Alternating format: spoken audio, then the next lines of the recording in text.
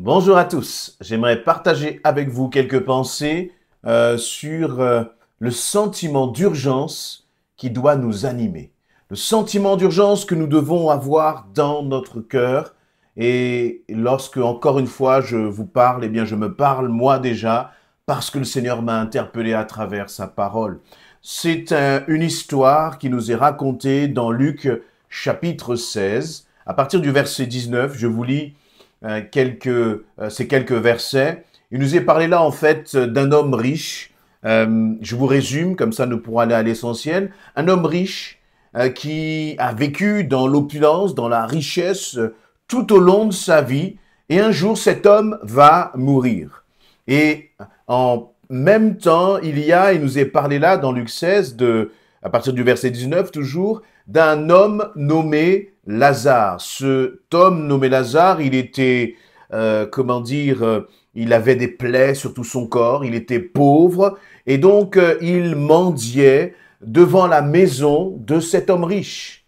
Et cet homme riche l'ignorait complètement, ne faisait aucun cas de ce Lazare. Et puis, il nous est dit que ce Lazare va mourir et il va être emporté auprès, donc dans ce qu'on appelle le Sheol, le séjour des morts.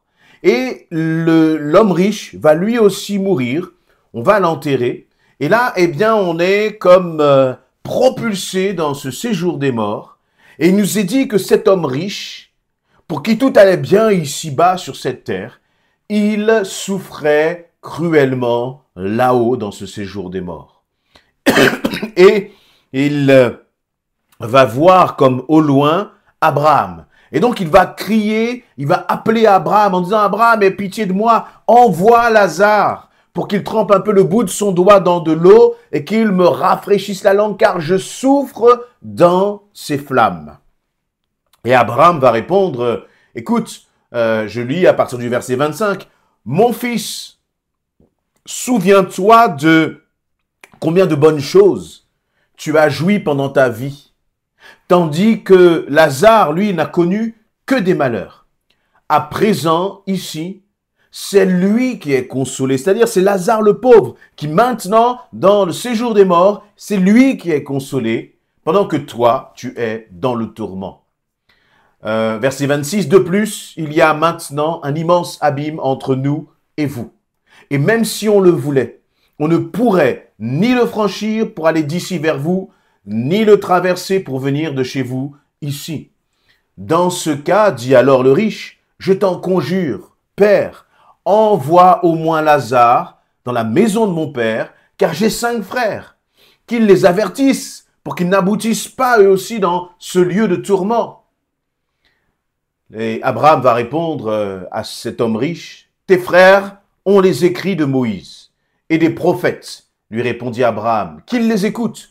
Non, père Abraham, reprit l'autre, mais si quelqu'un revient du séjour des morts et va les trouver, eh bien ils changeront. Mais Abraham répliqua, s'ils n'écoutent ni Moïse, ni les prophètes, ils ne se laisseront pas davantage convaincre par la mort d'un homme revenant à la vie, par un mort revenant à la vie. Donc, vous comprenez ce qui se passe? Eh bien, cet homme, ce riche, il meurt, et là, il arrive dans ce séjour des morts, mais pas dans la bonne partie, pas, entre guillemets, dans le bon camp du séjour des morts.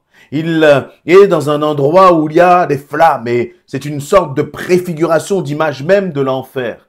Et là, dans ces flammes, eh bien, il est assoiffé, il a besoin de boire, et donc il va demander à Abraham, « Abraham, est-ce que tu peux envoyer Lazare ?»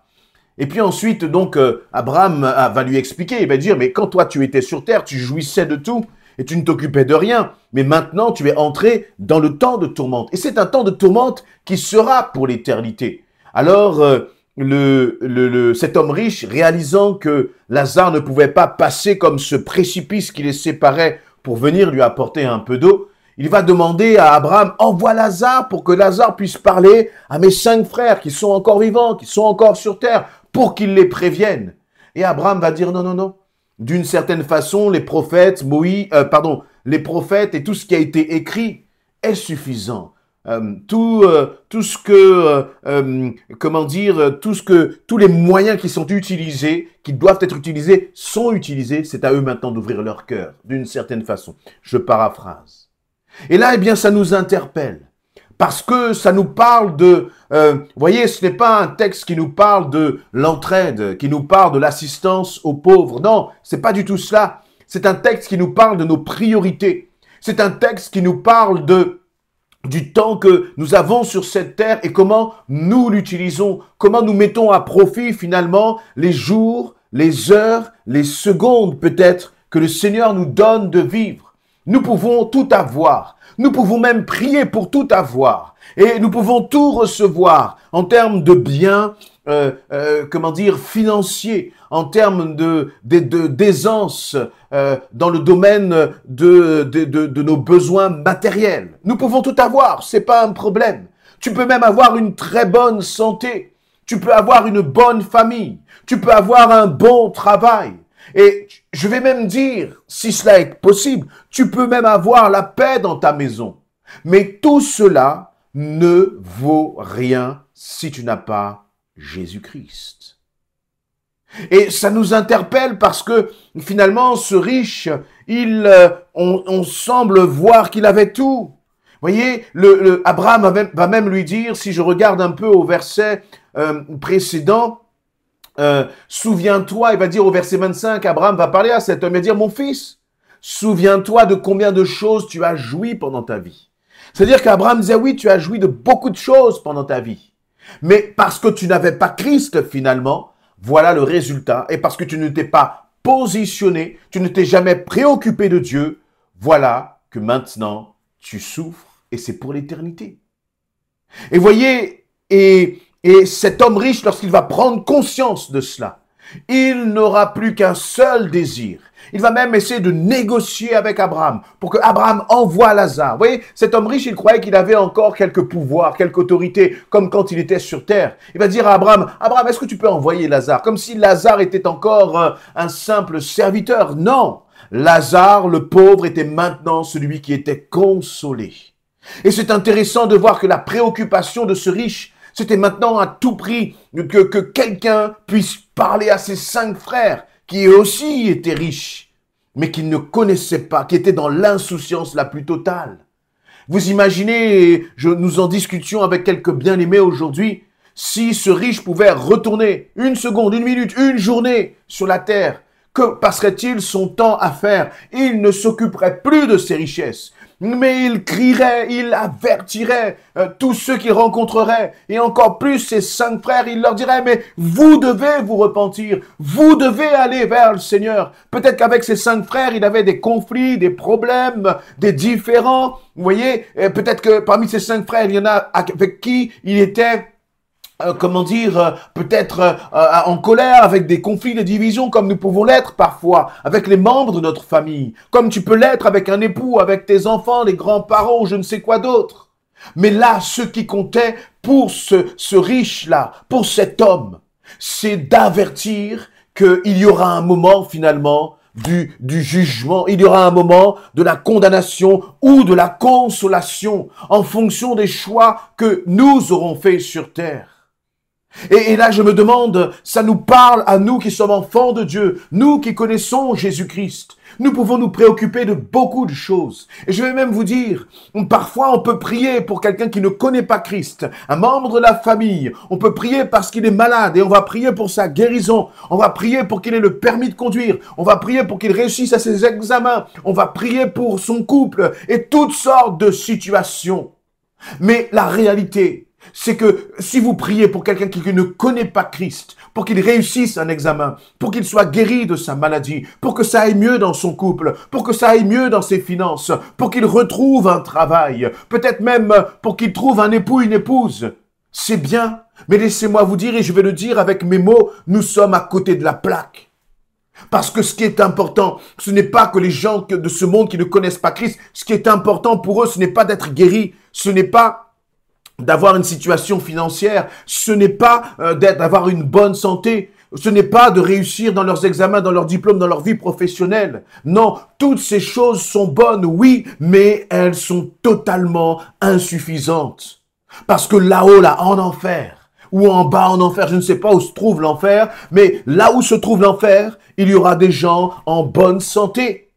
Il y aura des gens qui sont pleins d'argent. Il y aura des gens qui, avant, bien sûr, avant d'être en enfer, c'était des gens qui seront certainement en bonne santé. Il y aura, avant d'aller en enfer, des gens qui avaient une bonne famille, des gens qui avaient plein de diplômes, des gens qui n'avaient pas de difficultés particulières par rapport à leur santé ou je ne sais quoi d'autre. Tout cela n'empêche pas les gens d'aller en enfer. Et ce qui est important, c'est ce que cet homme riche avait réalisé. Ce qui était important, c'est que ses frères rencontrent Jésus-Christ. Et nous sommes sur terre. Nous sommes encore vivants. Nous avons encore la possibilité d'annoncer ce qui est important. Nous avons encore la possibilité à partager aux autres ce qui est fondamental. Ce qui, va transformer leur éternité. Ne passons pas à côté de cela. Même si ton mari, tu es fâché avec ton mari, avec tes enfants, avec tes collègues de travail, je ne sais quoi d'autre. L'essentiel, c'est de prier pour eux, afin qu'ils se tournent vers Jésus-Christ. Parce que cette transformation, cette rencontre-là avec Jésus-Christ, non seulement elle transforme leur vie pour l'éternité, non seulement elle leur donne une assurance, une garantie, justement, d'être du bon côté, là-haut, dans le ciel, mais en plus, c'est à travers cela que les choses vont s'apaiser dans tes situations. Dans les difficultés que tu peux traverser avec ton époux, avec tes enfants. L'essentiel, c'est que finalement, nous ne puissions pas prier pour que les gens aillent mieux, tout ça c'est bien. Mais si c'est pour aller mieux sur terre et souffrir l'éternité, cela n'a aucun sens. Et je crois même que ceux qui sont autour de nous reprocheraient cela. Ils nous diraient, mais tu as prié pour ma maladie, mais pourquoi ne m'as-tu pas parlé de Jésus-Christ ?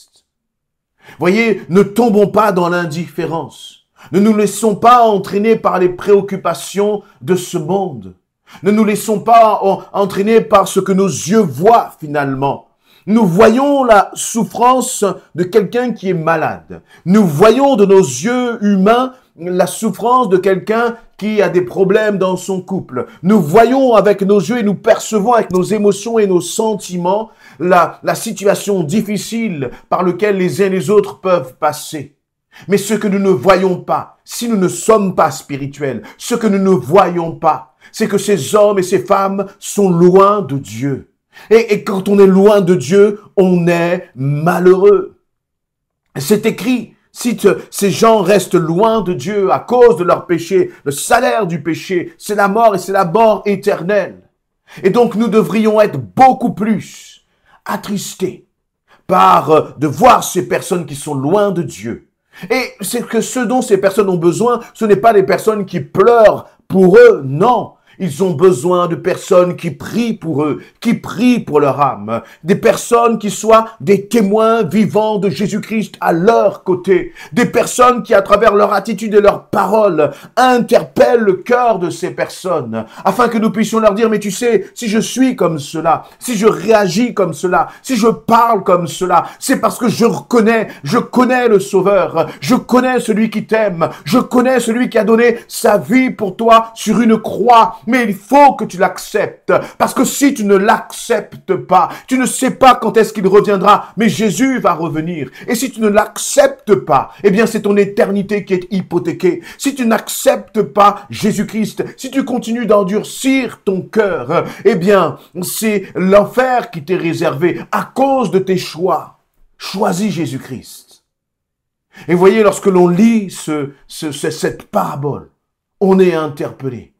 Et n'attendons pas d'être là-haut dans le ciel pour regarder d'en bas et pour dire j'aurais dû lui parler, j'aurais dû lui partager l'amour de Jésus-Christ. Non, c'est maintenant que nous devons le faire, tant que le Seigneur nous donne encore le souffle de vie. Prends 3, 4, 5 personnes, envoie-leur un message pour leur parler de Jésus-Christ. Amen.